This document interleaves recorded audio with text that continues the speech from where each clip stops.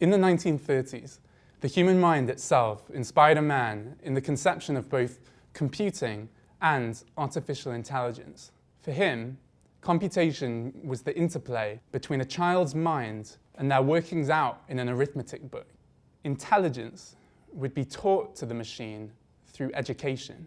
Sadly, Alan Turing's life was cut short before his farthest reaching ideas were born out. But today, computers simulate worlds. Growing up in Manchester in the 90s, I saw video games develop. From Time Bandit on floppy disk to Halo on CD-ROM. I was catapulted inside the computer's imagination and inside Turing's imagination. And the steady beat of technology marched on. This chip can store more than 15,000 floppy disks, and it can process all that memory in parallel. If it's memory with the keys of a piano, it could play all the keys at the same time, creating impossible symphonies. I use it to train artificial neural networks, our best computational analog of the human brain. For the last 100 years, the galactic size and parallelism of the human brain put it firmly out of reach of computers. 100 billion neurons, roughly one neuron for every star in the Milky Way. AI pioneer Geoffrey Hinton called it the seething stuff underneath our consciousness. 100 trillion synapses. It's a sprawling web. At 4 bytes per synapse, that would take 400 terabytes just to store. Give every man, woman, and child in the United States a floppy disk, and you could just about store one human brain. So, the brain's pretty big. How big is a supercomputer? A supercomputer is built by daisy chaining these chips.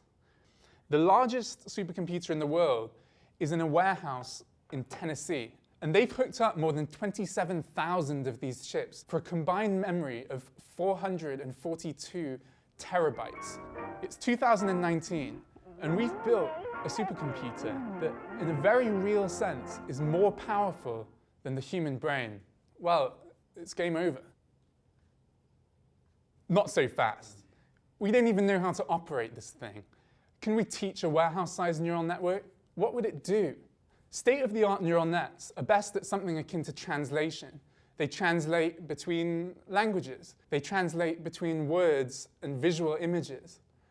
They translate between images and abstract concepts. Honestly, they translate between things they have no right to. All the evidence I've seen in my work suggests that bigger neural nets trained on more data solve harder problems. But if we want to train a warehouse-sized neural network, there's a problem.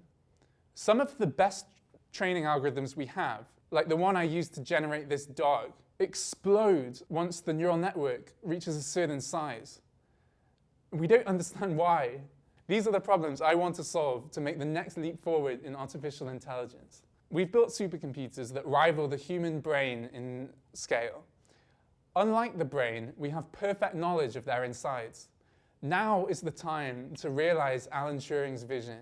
I'm so excited that I get to play a part in that.